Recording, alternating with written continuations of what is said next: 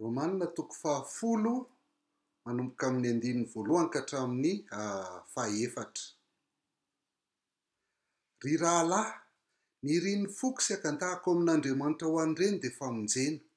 Fa vavolombelona ireny fa mazoto ho an'Andriamanitra izy, saingy tsy araka ny fahalalana. Fa satria tsy nahalala ny fahamarinana avy amin'Andriamanitra izy, ka nitady hanamarina ny tenany, dia tsy nanaiky ny fahamarinana avy amin'Andriamanitra. Fa Kristy ny faran'ny lalàna ho fahamarinana ho an'izay rehetra mino. Ny Romanina toko 7:10 dia miresaka indrindra momba ny Jiosy izay mihevitra ny tenany ho an'ny vahoakan'Andriamanitra. I Paoly eo zany ny momba ny Jiosy ny resahany. Ary eto izy dia maneho ny atom-bavaka izay ataony ho an'ny Jiosy hoe ny riny foko tena manery ny fony mihitsiny sy ny angatahako amin'Andriamanitra. Zay zany ny atom-bavaka izay ataony any amin'ny toko 7:1 izy tena miteny mihitsy hoe tena ny riko mihitsy no voaozina vonjen'ireny Jiosy ireny. Dia ny tanjony zany dia mangataka mivavaka mafy amin'Andriamanitra izy ho an'ireny. Eto misy ny teny le Jiosy raha amin'ny nanoratan'ny Paoly azy fa ho an'ireny Jiosy izay mpiray tanindrazana amiko ireny ozy izy ny DM. Satria vavolombelona ireny andika zany dia zao hoe i Paoly koa dia anisan'ireo Jiosy ireo ary tena nitovy fiainana sy zavatra natao tamin'ireo Jiosy ireo. Inona ny itovizan'ny Paoly tamin'ny nataon'ireo Jiosy ireo mazoto an'Andriamanitra izy saingy tsy araka ny fahalalana. Eto dia tena betsaka ny itovizan'ny malagasy ny Jiosy amin'ilay hoe mazoto an'Andriamanitra. Raha mbola misy ny fiangonana, ny fivavahana, ny zavatra atao an'Andriamanitra, hoe mandeha miangona manao zavatra ho an'Andriamanitra, diakona, pastera, tafika masina sy ny sisa, dia tena mazoto amin'izany ny malagasy, nazoto amin'ny zavatra tahaka izany ihany koa ny Jiosy. Ary anisany tena nampazoto azy dia naniezaka hanatanteraka ny lalàna. Tsisy maharatsy an'izany ny mazoto an'Andriamanitra, tena tsara zany, saingy tsy araka ny fahalalana. Zay ny olan'zareo eto zany eo le fahazotoana fa tsy ampy ny fahalalana. Inona ny zavatra tena tsy ampy tsy fantatryreto Jiosy reto dia ny andininy manaraka hoe tsy nahalala ny fahamarinana avy amin'Andriamanitra izy. Zay zany ny olan'ny Jiosy. Tsy fantany hoe Andriamanitra no manana marina ny olona ary manome fanamarinana ny olona maimaim-poana, fa tsy ezaka avy amin'ny olona ny hoe manao an'izao asan'Andriamanitra zao sy mandeha mivavaka sy manao an'izao sy miezaka manatanteraka ny sitrapon'Andriamanitra sy miezaka manao ny lalàn'Andriamanitra ny mahamarina ny olona. Tsy misy olona hamarinina amin'ny fiezahana manatanteraka ny lalàna satria tsisy mahavita zany.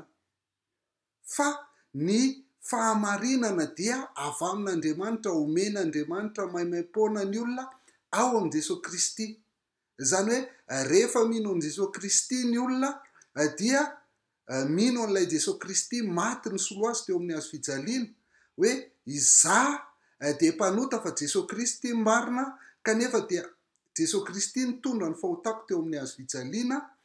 Dia rehefa mino an'i Jesosy Kristy dia miara-maty amin'i Jesosy Kristy amin'ny fahotana ary miara-mitsangana aminy amin'ny fiainam-baovao, dia lasa marina ndray ihany koa miaraka amin'i Jesosy Kristy. Izay le fahamarinana avy amin'Andriamanitra. Ary zay ny mahatonga azy amin'ny 4 miteny hoe fa Kristy ny faran'ny lalàna ho fahamarinana ho an'izay rehetra mino.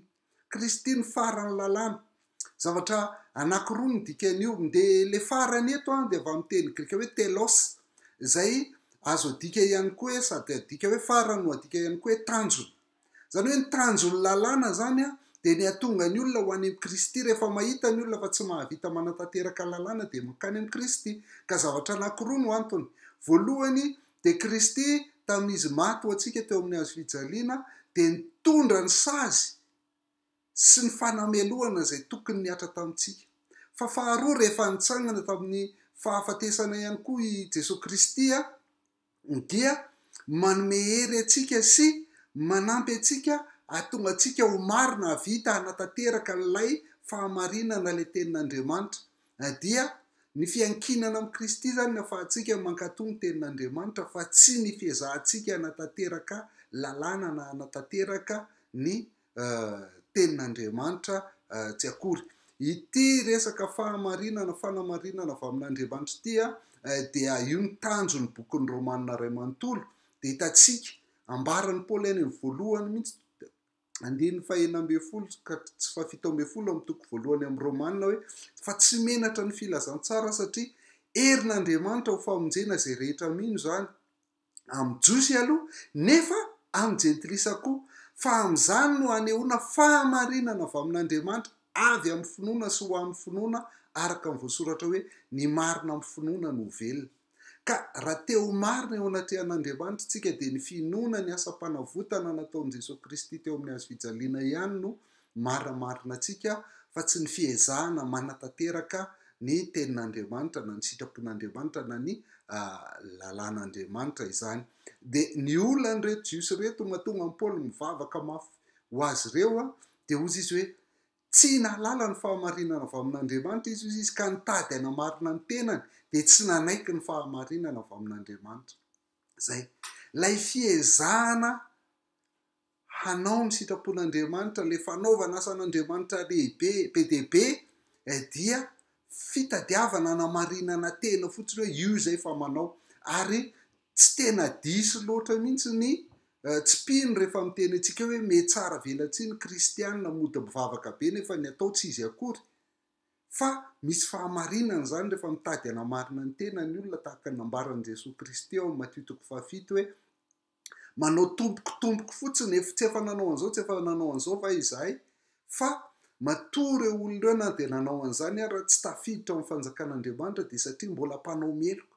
Maninona no atao hoe mpanao meloko ireo? Satria manamary-tena amin'ny zavatra ataony izy fa tsy nandray an'le fahamarinana le fanamarinana maimaim-poana avy amin'Andriamanitra ao amin'i Jesosy Kristy. Ka izay fanamarinana maimaim-poana avy amin'Andriamanitra ao amin'i Jesosy Kristy izay le antsoina hoe famonjena, izay le ivavahan'ny Paoly hoentin'ny Paoly ambavaka ho an'ireto Jiosy reto iriny Paoly sy angatahan'ny Paoly amin'Andriamanitra dia ny azahoan'ny Jiosy famonjena. Ka raha mpanao asan'Andriamanitra be ary ianao kanefa tsy mbola mahalala n'le fahamarinana avy amin'Andriamanitra ny mbola tsy voavonjy ianao zany dia izay koa ny iriny fokisy angatahako amin'Andriamanitra ho anao ny azahoanao famonjena. Fa tsy nivavaka fotsiny ihany koa ny mahavonjy ny mpiray tanindrazana fa eo ihany koa ny fampianarana satria mila mahalala izy ary ao amin'ny toko 10 ihany ny tenenin'ny Paoly hoe ataony ahoana moa ny fahalala raha tsy misy mitory dia izay ihany tanjon'ity video izay ezahan'ny gasy mahay mamaky baiboly ampianarana antsika mba hahatonga antsika azo famonjena dia ilay fanamarinana maimaim-poana avy amin'Andriamanitra.